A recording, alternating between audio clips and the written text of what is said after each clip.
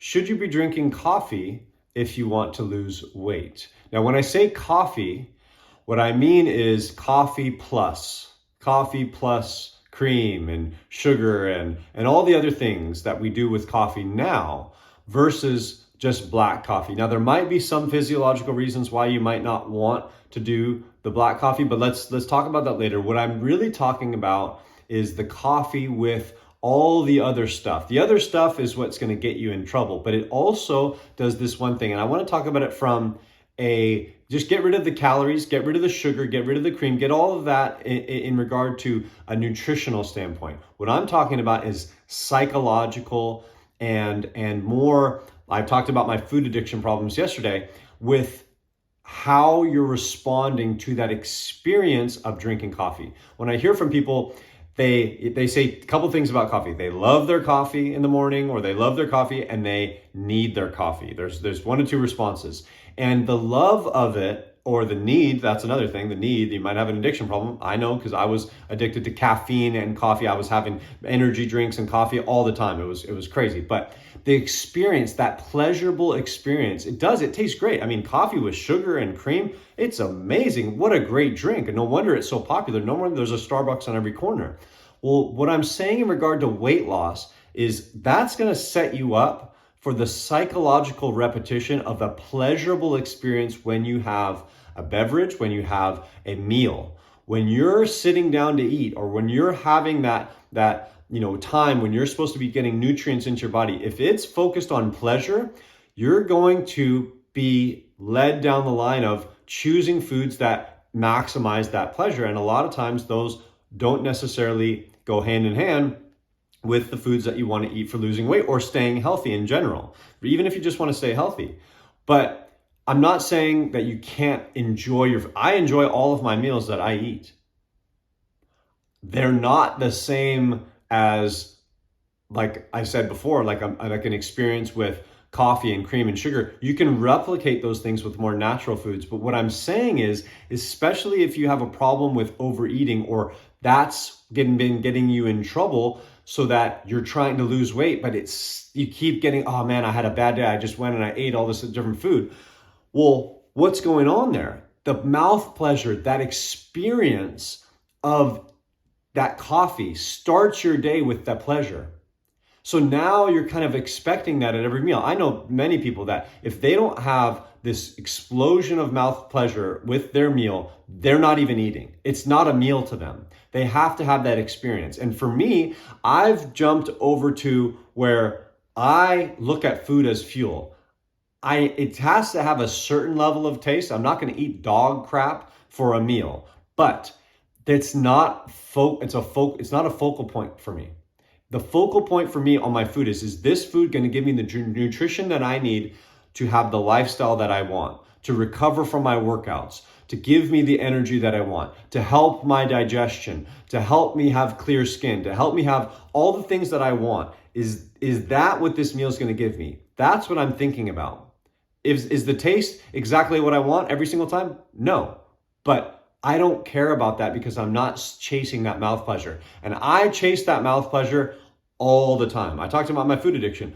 That's all I would experiment with different things, this and that. And I only wanted that. Okay. And it gave me a sense of high. But it attached me to that mouth pleasure. It attached me to those foods. And if I was someone that struggled with my weight, it would be very, very hard for me to lose if I didn't have a different relationship with the food and that pleasure side of things. So not saying that you can't lose weight. You can lose weight many different ways, but with something like the coffee that is this pleasurable experience, that's setting you up for, like I said, the rest of your meals and the rest of your eating experiences to have that pleasure aspect where that's an important factor. Now, I'm not saying that you can't have pleasure in all of your meals and still lose weight. Of course you can. You can eat whatever you want as long as it's in a calorie deficit for the most part, and you're going to end up losing weight. But I would say it's going to make it easier for you if you don't. Now, when it comes to coffee, if you're going to talk about excess calories, we can get back into physiology. The cream that's in your coffee, the sugar that's in your coffee, those things are not going to be adding to your nutrition. They're going to be taking away, especially in the case of the sugar, they're going to be damaging towards your goals. They're going to be giving you excess calories. One of the things that we talk about is don't drink your calories, because it's way easier to drink and they don't fill you up. Maybe a Frappuccino, something that's heavier, that might fill you up. But a cup of coffee, I mean, I see people drinking cup after cup after cup, and they've got their 2 things of sugar in there and they've got their 2 creamers in there. I mean, you add that stuff over time. I mean, imagine what it's not giving you that sensation of feeling full and feeling like you got satiated. So you're able to do that. If you got rid of that, it would get rid of a lot of calories and give you a lot of room to then be able to eat other foods with that. So that's a physiological point of view. Again, it's not necessarily the coffee itself. If you drink black coffee and that's a way for you to do intermittent fasting, then that's going to help you. Now, there might be some physiological reasons why that might not be the best strategy, because it might give you this tapping of the adrenals that then gives you this hormonal rise, and then you might have this kind of rise and then this crash. And so there's over time, it might not necessarily be the best thing. I'm not an expert in that, but I can see that any sort of thing that gives you that tricks your hormones into giving you energy is probably not the best strategy for long-term success with your organs and with your hormones. We want to have things a little bit more balanced with it. So that's just my opinion on that. We can go into physiological reasons. I think that there's probably tons of studies that might say, that increases cortisol on average, and then, it's probably not the best thing for you. But like I said, if it pertains to weight loss, if it's helping you because you're able to fast, and it's like, I just have my coffee in the morning and then I don't eat anything until the afternoon time. Great. Now maybe you need the cream and the sugar to have your experience, but like I said, that then sets you up for that mouth pleasure. So if you're able to just drink black coffee, number one, that won't break your fast. If you put the sugar and the cream in it, it will. People do bulletproof coffee where they put some coconut oil or MCT oil in there as well. Those are going to be excess calorie, or not excess, they're going to be calories. So you have to watch that either way. But that also might be, something that, again, if you're someone like me, I have problems with addiction. I love like certain experiences. And when I get attached to that, okay, because it's like, my coffee in the morning, it's like this thing.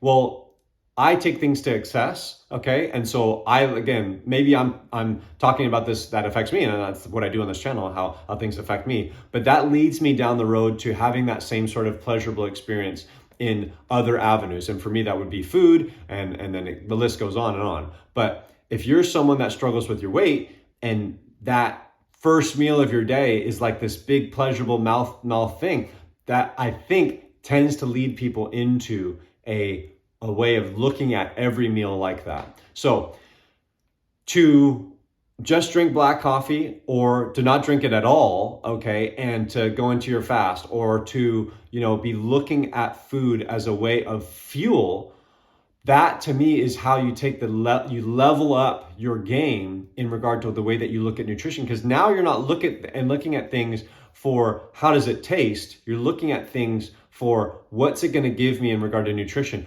Is this going to contribute to my weight loss journey, or is this going to contribute to me gaining weight? So you look at things from a more practical standpoint. It's not as fun, it's not as sexy, but hey, I don't look at food as fun. I think we have too much fun with food, and it turns it into this experience, like I said, this pleasurable experience that can get you, take you away from your goal. And maybe it's not today, maybe it's not tomorrow, maybe it's not in a week, maybe it's not in a month.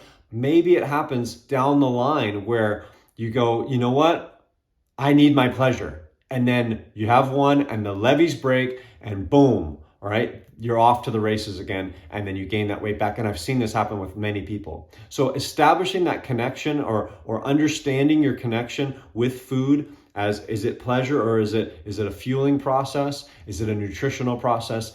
That, looking at things from that point of view, you might find out like me, hey, maybe you have a problem with these things. Maybe you can't put it down. Maybe you have a little bit of an addiction toward these things. And that's why you've gained this weight, or that's why you're having these behaviors around these things.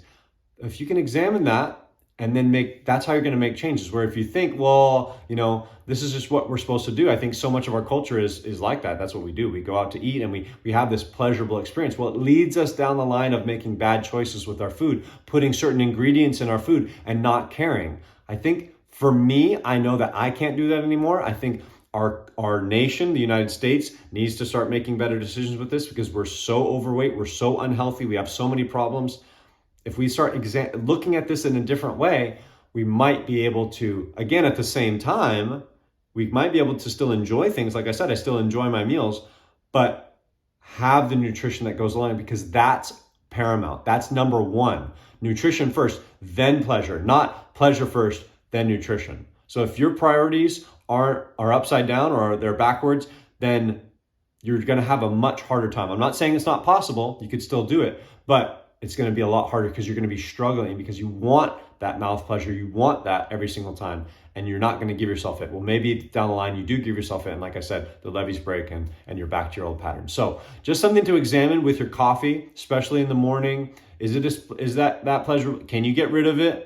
Do you have to have it? And then what does that do for the rest of your meals throughout the day? So something to look at, something to pay attention to if you are someone who's struggling with your weight or struggling with your health in general. That's all I got for you today. Until next time, I'll see you then.